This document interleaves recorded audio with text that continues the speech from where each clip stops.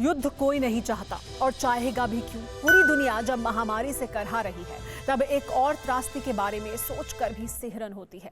वैसे भी युद्ध कहीं भी हो, जंग का पहला शिकार इंसानियत ही होती है। इजराइल और फिलिस्तीन के युद्ध में भी ऐसा ही हो रहा है। एक रिपोर्ट दिखाते हैं, आपको अंदाजा हो जाएगा कि इंसान के बनाए हथियार ही कैसे इंसान के वजूद पर सवाल खड़े कर सकते हैं। खुद देखिए।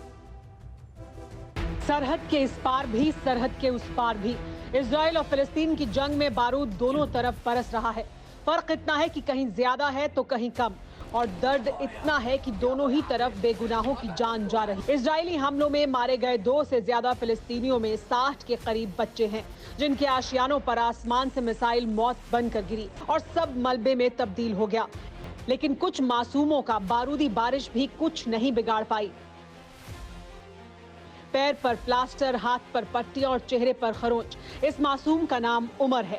गाजा में जिस वक्त मिसाइल हमला हो रहा था, तब ये मासूम अपनी मां और 4 भाइयों के साथ रिश्तेदार के घर पर रुका था। रात को आसमान में मिसाइलें बरसने लगी। हमले में महिला समेत उसके 4 बच्चों की मौत हो गई, लेकिन 5 महीने का मासूम मां के आंचल में महफूज रहा। मां तो उसे नई जिंदगी देकर दुनिया से रुखसत हो गई, लेकिन अब वो पिता की बाहों में महफूज है। लेकिन 5 बच्चों में से 5 महीने का मासूम ही जिंदा बच पाया।